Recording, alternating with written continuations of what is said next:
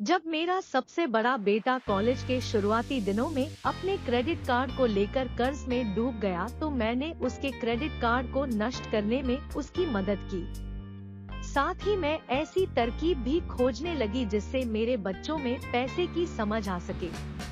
पिछले साल एक दिन मेरे पति ने मुझे अपने ऑफिस से फोन किया।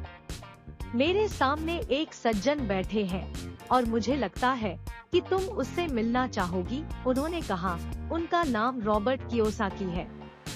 वे एक व्यवसायी और निवेशक हैं तथा वे एक शैक्षणिक उत्पाद का पेटेंट करवाना चाहते हैं। मुझे लगता है कि तुम इसी चीज की तलाश कर रही थी जिसकी मुझे तलाश थी। मेरे पति माइक रॉबर्ट कियोसाकी द्वारा बनाए जा रहे नए शैक्षणिक उत्पाद कैशफ्लो से इतने प्रभावित थे कि उन्होंने इसके परीक्षण में हमें बुलवा लिया।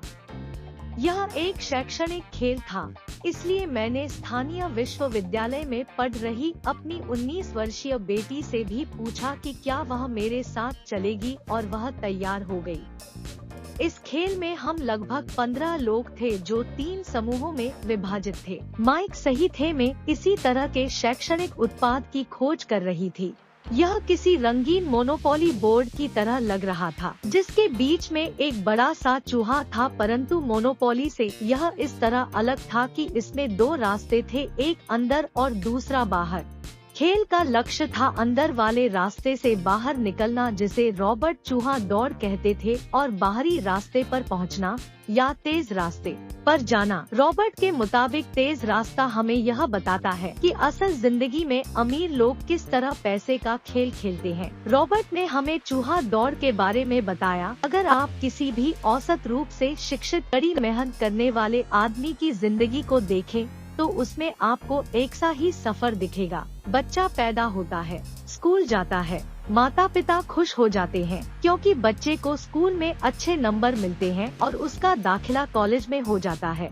बच्चा स्नातक हो जाता है और फिर योजना के अनुसार काम करता है। वह किसी आसान सुरक्षित नौकरी या करियर की तलाश करता है। बच्चे को ऐसा ही काम मिल जाता है, शायद वह डॉक्टर या वकील बन जाता है या वह सेना में भर्ती हो जाता है। फिर वह सरकारी नौकरी करने लगता है, बच्चा पैसा कमाने लगता है, उसके पास थोक में क्रेडिट कार्ड आने लगते हैं और अगर अब तक उसने खरीदारी करना शुरू नहीं किया है तो अब जमकर खरीदारी शुरू हो जाती है। खर्च करने के लिए पैसे पास में होते हैं तो वह उन जगहों पर जाता है जहां उसकी उम्र के ज्यादातर नौजवान जाते हैं, लोगों से मिलते हैं, डेटिंग करते हैं और कभी कभार शादी भी कर लेते हैं। अब जिंदगी में मजा आ जाता है क्योंकि आजकल पुरुष और महिलाएं दोनों नौकरी करते हैं।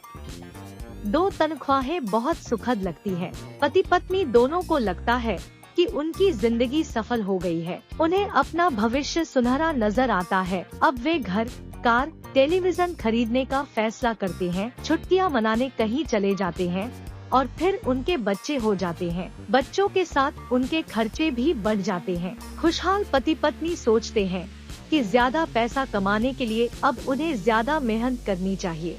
उनका करियर अब उनके लिए पहले से ज्यादा मायने रखता है।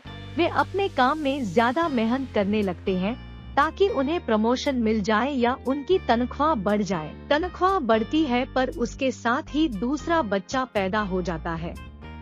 अब उन्हें एक बड़े घर की जरूरत महसूस होती है। वे नौकरी में और भी ज्यादा मेहनत करते हैं, बेहतर कर्मचारी बन जाते हैं और ज्यादा मन लगाकर काम करने लगते हैं।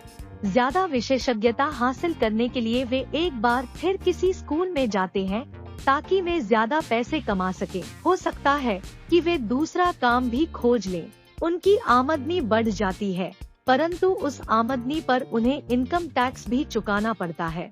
यही नहीं, उन्होंने जो बड़ा घर खरीदा है उस पर भी टैक्स देना होता है। इसके अलावा उन्हें सामाजिक सुरक्षा का टैक्स तो चुकाना ही है। इसी तरह बहुत से टैक्स चुकाते चुकाते उनकी तनख्वाह चुक जाती है। वे अपनी बढ़ी हुई तनख्वाह लेकर घर आते हैं और हैरान होते हैं कि इतना सारा पैसा आखिर कहीं चला जाता है। भविष्य के लिए बचत के हिसाब से वे कुछ म्यूचुअल फंड भी खरीद लेते हैं और अपने क्रेडिट कार्ड से घर का किराना खरीदते हैं। उनके बच्चों की उम्र अब 5 या 6 साल हो जाती है। यह चिंता भी उन्हें सताने लगती है कि बच्चों के कॉलेज की शिक्षा के लिए भी बचत जरूरी है। इसके साथ ही उन्हें अपने रिटायरमेंट के लिए पैसा बचाने की चिंता भी सताने लगती है।